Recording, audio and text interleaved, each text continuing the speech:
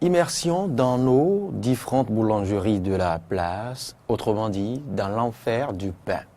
C'est le thème à aborder dans le débat fait croiser avec Peggy, Ludovic Dagba et Robin Acrombessi. Bonjour Peggy. Bonjour à vous, Loris Freddy Davant, chers amis téléspectateurs et auditeurs, bonjour. Vous serez venu avec du pain. Malheureusement, j'ai pas pu en avoir, tout simplement parce qu'on n'a pas pu faire arrêt là où il faut. Mais les Béninois imaginent très bien de quoi nous parlons, puisque le pain est au centre de l'actualité chez nous depuis quelques semaines, avec déjà la fermeture de plus d'une vingtaine de boulangeries, tout simplement parce que le pain nous empoisonne au Bénin. Le pain dans sa fabrication ne respecte pas les normes. Et le ministre Lazare Serouito, pendant qu'il était encore aux affaires, en a fait son cheval de bataille. Aujourd'hui, comment ce problème-là pourra-t-il être réglé? Comment faire pour que le bromate de potassium qui s'invite dans ce pain, qui représente ou qui est un poison pour la santé humaine, puisse disparaître? Autant de questions que nous allons poser à notre invité qui, quand même, est bien dans sa chaise parce qu'il s'est investi dans le rôle depuis des années, depuis plus d'une dizaine d'années, à défendre l'intérêt des consommateurs. Il est avec nous, Robin Acrombessi, président du CNAC, le Conseil national des associations de consommateurs. Il est également le président de l'ACETIC, la voix du consommateur. Il est avec nous ce matin. Bonjour, monsieur Acrombessi. Bonjour Peggy, bonjour Loris. Bonjour monsieur Acrombessi. Merci d'être avec nous. Alors, question pour question, vous êtes là et pourtant, les Béninois s'empoisonnent au pain. Bon, nous sommes là, c'est vrai, mais malheureusement, nous ne pouvons pas toujours être à la bonne place simplement parce que nous sommes dans un pays où les conditions s'entremêlent, où malheureusement, lorsque vous tentez de faire de bonnes actions, vous vous retrouvez face à vous beaucoup d'écrans. On fait tout pour torpiller les bonnes actions et donc nous avons bien envie d'impacter davantage, mais malheureusement, les résultats sont encore améliorés. Alors, monsieur Acrombessi, avant d'aller plus loin, une question basique, certainement que vous allez trouver, comment dirais-je, pas si évidente que ça, puisque vous dites maîtriser la chose. Est-ce que vous maîtrisez, est-ce que vous comprenez l'importance qu'a le pain pour le Béninois lambda? Bon, je peux dire que je cerne un peu. Je cerne un peu dans la mesure où ça fait environ, à partir des années 1970, que le pain est devenu une denrée plus qu'importante dans la vie des citoyens consommateurs béninois. Avant ça, le pain n'avait pas une si grande importance dans la vie des Béninois. Et vous savez, ce n'est pas notre tradition de produire du blé. Chez nous, ce que nous connaissons, c'est les céréales comme le maïs, le mil, c'est plutôt les féculents comme l'igname, le manioc. Et donc, depuis qu'il y a eu la crise de 70 où les gens se sont retrouvés en situation de misère, eh bien, le pain a commencé par être utilisé. Et puis, dans les années 80, réellement, ça a commencé par devenir la chose la mieux utilisée. Alors, ma question, pour aller plus loin, visait simplement à vous faire toucher du doigt aujourd'hui l'indispensable denrée qui est devenue le pain pour le Béninois, je ne veux même pas dire le Béninois moyen, mais le Béninois le plus pauvre. Parce qu'au moins aujourd'hui, avec 100 francs, même avec la moitié de 100 francs, il peut s'acheter son pain, le manger et boire de l'eau dessus et commencer à travailler. On dit même qu'avec le pain, on trompe la faim. Mais alors, cette denrée si importante pour le dernier Béninois est aujourd'hui empoisonnée. Comment ça se fait? Oui, c'est pour cela que je parlais de la crise des années 70 où, vous savez, en ce moment, on a appelé le maïs nibakin. Parce que pour trouver à manger, c'était un problème. Et donc, on a dû importer la farine de blé. On a commencé par produire du pain massivement. Et c'est rentré dans les habitudes. Ça a permis aux gens de manger. Donc, c'est rentré dans les habitudes des gens. On trouve que lorsque on manque de tout au moins, on peut avoir le pain, boire de l'eau dessus. On l'a Et adopté. donc, depuis on l'a ce temps. adopté. Et donc, vous imaginez C'est un aujourd'hui... peu à l'image du Gary Oui. national. Oui. C'est un peu à l'image du Gary national. Mais le plus grave n'est pas là. C'est qu'aujourd'hui, c'est devenu pratiquement un aliment de luxe aussi. Parce que aller à toutes les fêtes, vous ne faites aucun cocktail aujourd'hui sans le pain. Le sandwich habituel. Exactement. Et au-delà, la farine de blé même s'invite dans beaucoup de mets. Vous avez le friand, vous avez les croissants et beaucoup d'autres produits de pâtisserie. Vous avez les beignets que nous avons habituellement, Les pâtés. les yogourts de corps, Et les nous autres avons les dérivés. petits fours, à Tchomon, Pécuin. Donc finalement, cette farine de blé est partout. Et malheureusement, notre État est resté pendant longtemps absent. Parce que quand on parle de farine de blé, vous savez, il y en a plusieurs types. Les farines de blé peuvent être plus riches les unes que les autres.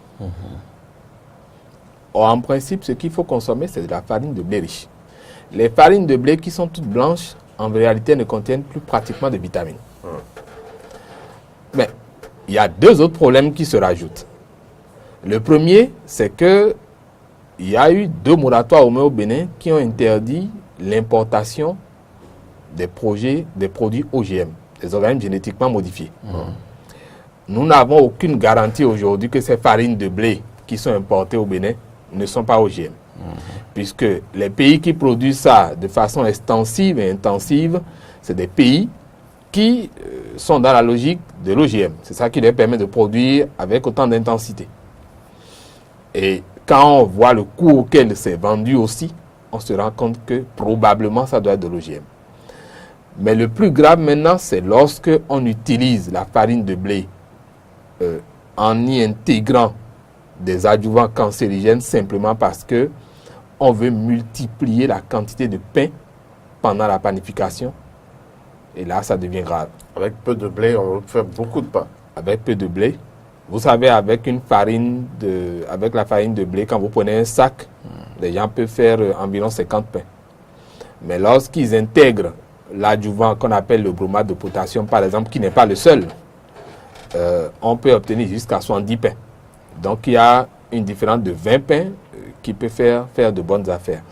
Mais ils vous diront que c'est l'État qui est responsable. L'État serait responsable dans la mesure où l'État a demandé à ce qu'on mette le pain, la baguette, à 125 francs. Les promoteurs de boulangerie demandent qu'on mette ça à 150 francs. Et donc, il y a une différence de 25 francs que les deux parties se disputent. L'État dit qu'en mettant à 125, ça lui permet de ne pas avoir de fronde de la population des consommateurs. Mais est-ce que 25 francs peut justifier qu'on consomme des produits cancérigènes pour une différence de 25 francs? On se rend malade.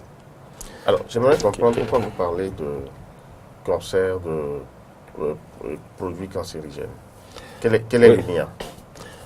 Oui, quand vous prenez par exemple le bromate de potassium, c'est un produit qui est interdit dans beaucoup de pays européens parce que ça s'utilisait avant, mais à un moment donné, les scientifiques se sont rendus compte qu'il est cancérigène lorsque vous le consommez.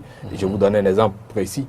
Si le bromate de potassium se trouve dans un pain et que vous le consommez tous les jours, je suppose que vous consommez jusqu'à 1 kg de pain. C'est une façon de voir. Si vous consommez ça pendant 6 mois, c'est sûr que vous avez les tumeurs de cancer dans le sang. Il n'y a rien à faire. Ah oui. Voilà que le citoyen n'a aucun moyen pour vérifier si ce pain contient du bromate de potassium. Encore qu'il y a un autre problème. 6 mois seulement suffisent? Oui. Si vous consommez 1 kg de pain. De consommation constante? Oui, de 1 kg de pain. Par jour? Par jour. 1 kg de pain par jour? Oui. Le pain ordinaire, à quel point? Le pain ordinaire tourne autour de 300 grammes. 300 grammes. Donc Oui. si vous Ça mangez... fait environ 3 ans. Wow. Non, je ne dirais pas 3 ans. Si on fait 6 mois fois 2, ça fait 1 an, donc ça fait la moitié, 500 grammes, donc environ 2 ans. En environ 2 ans. Vous avez...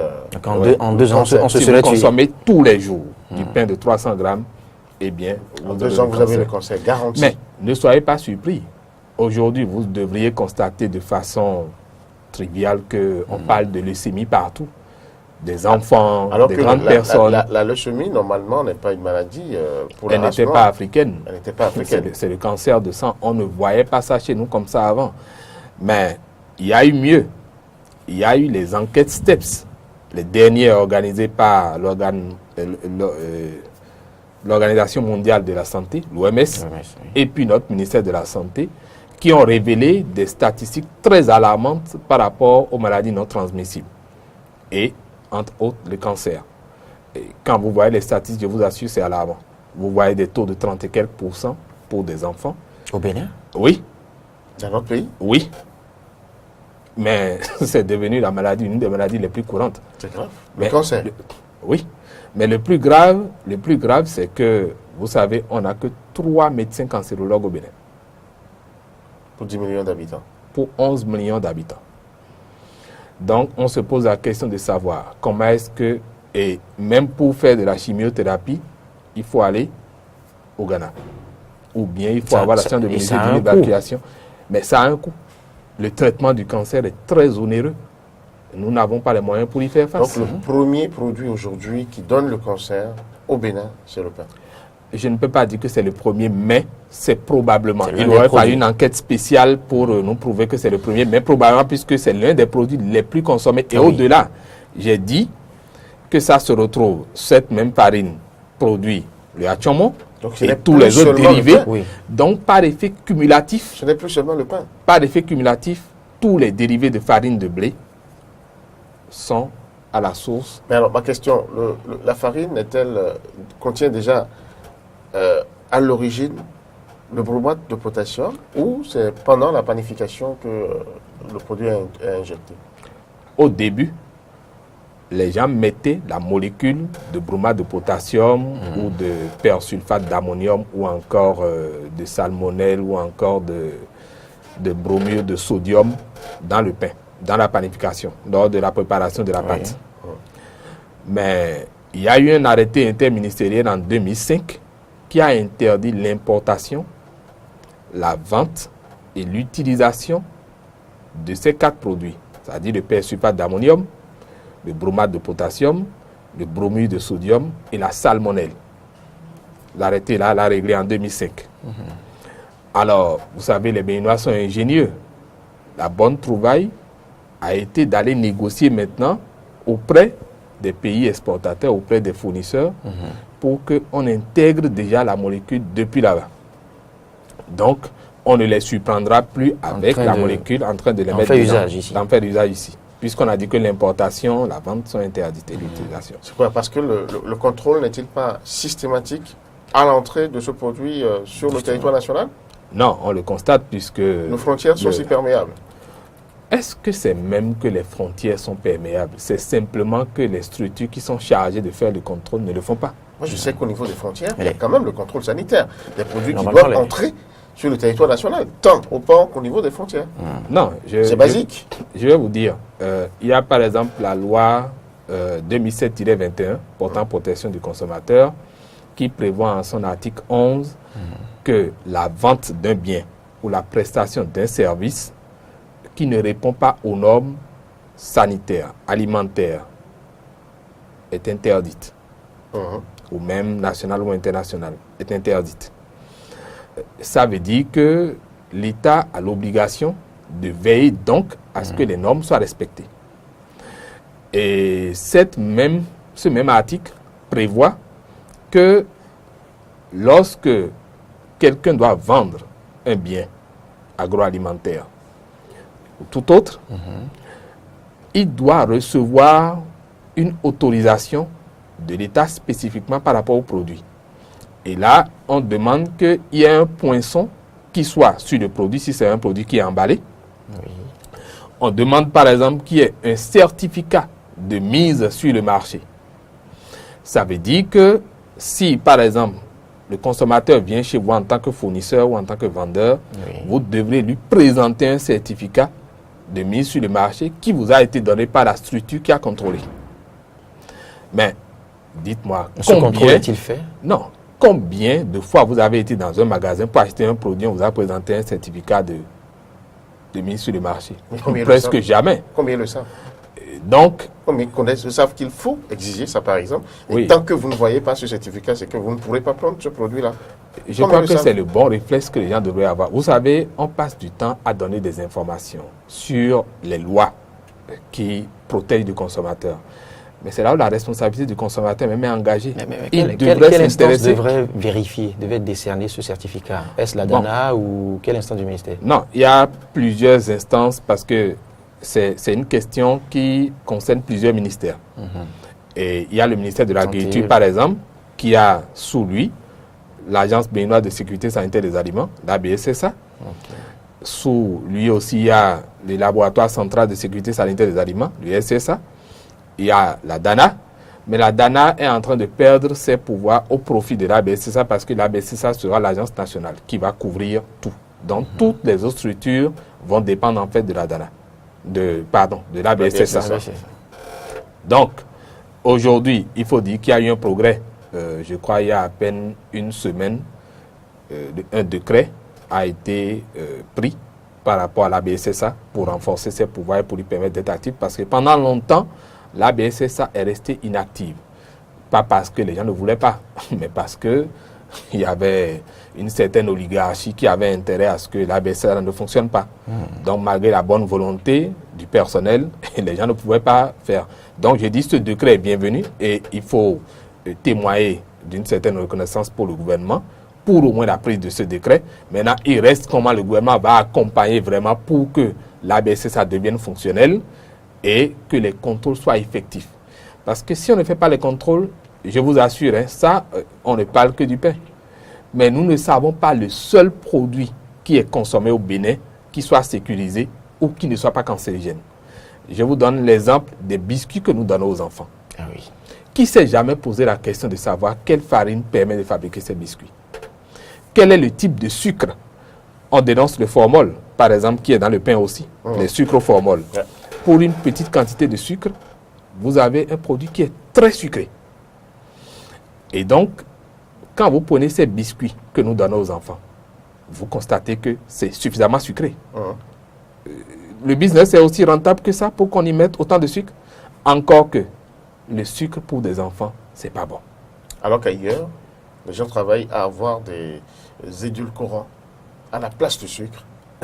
On travaille à ce qu'on évite le sucre au maximum. Oui, encore que même les édulcorants, c'est un autre problème. Pour les enfants aujourd'hui, c'est formellement déconseillé de consommer trop de sucre. S'ils doivent consommer du sucre, ils n'ont qu'à consommer les fruits.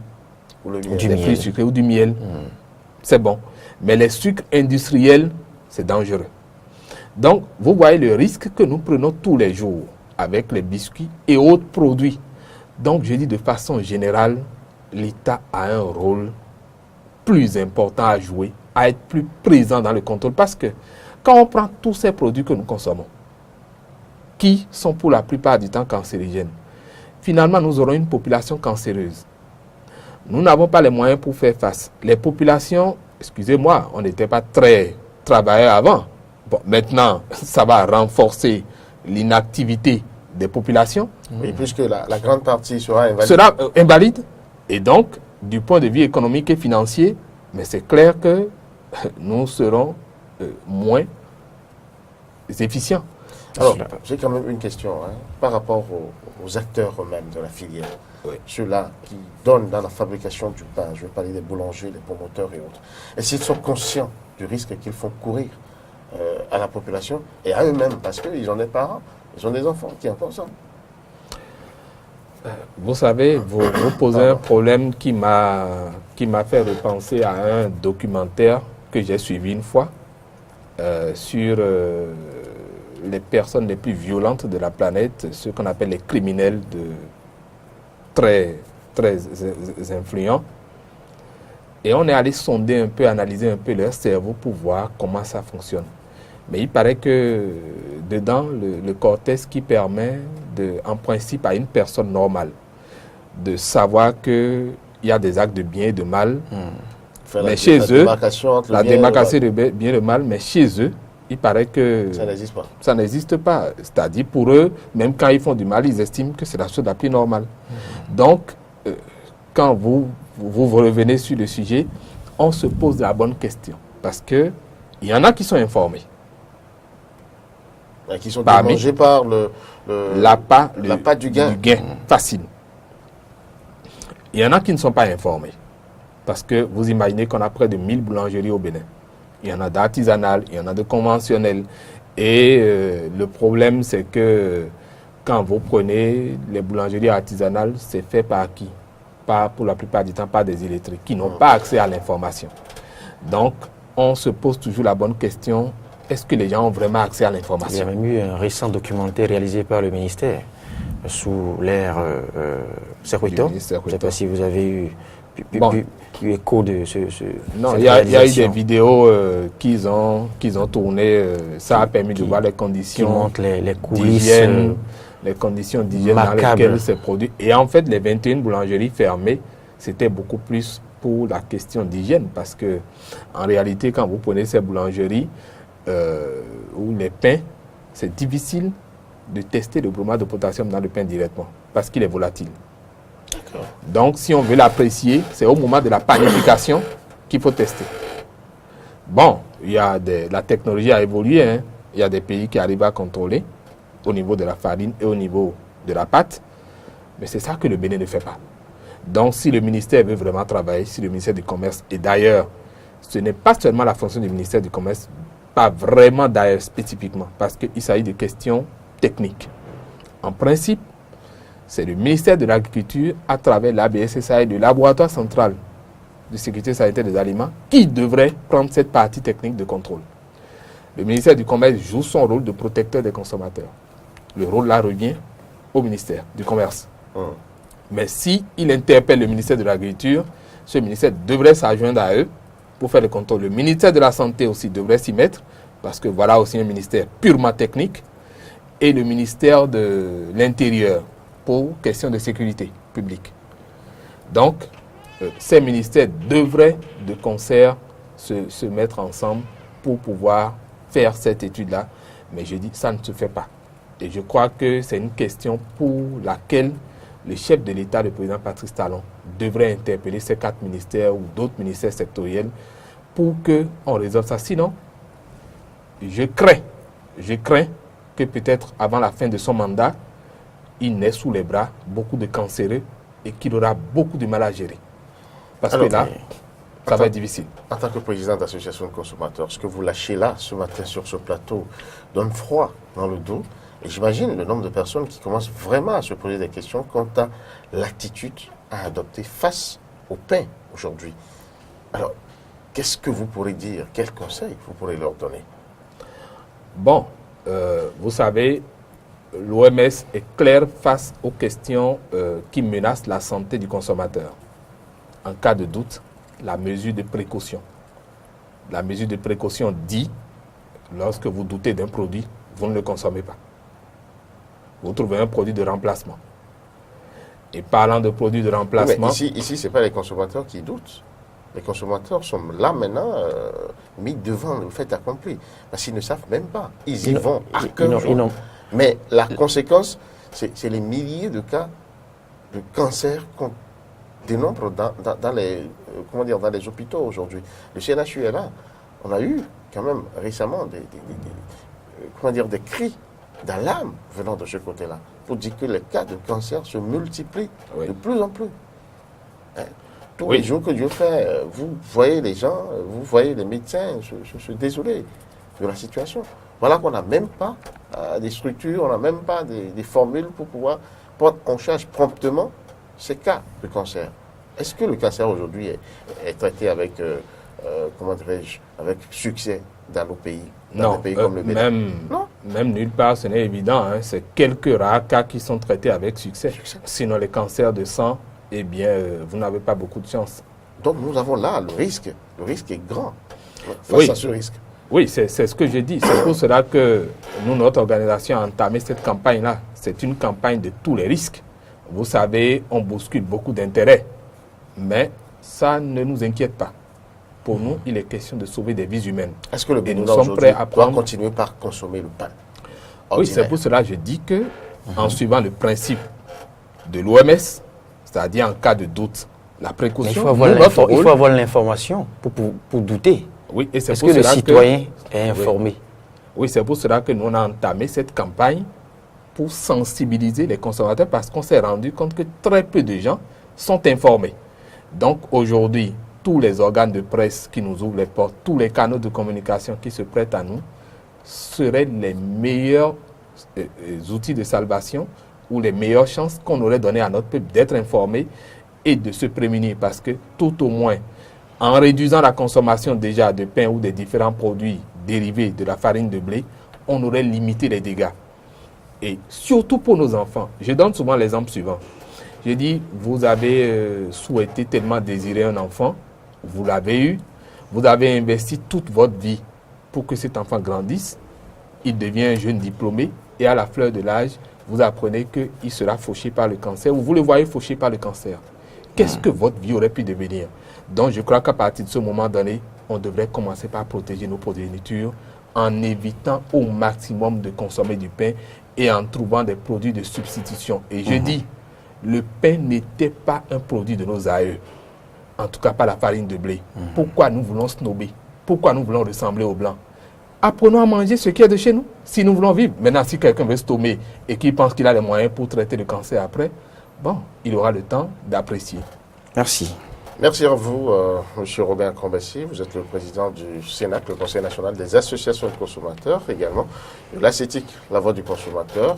Nous étions dans l'univers du pain, l'enfer du pain, il faut le dire, face à la santé des populations qui a lourd tribut à ce concert, à ce produit, en tout cas pour mieux de potassium, vous l'avez dit, qu'il faut forcément bouter dehors. Mais comment y arriver? C'est la grande question, c'est le chevaux à démêler et c'est encore l'œuvre ou la responsabilité des dirigeants qui devront prendre les mesures qu'il faut. Merci de nous avoir suivis.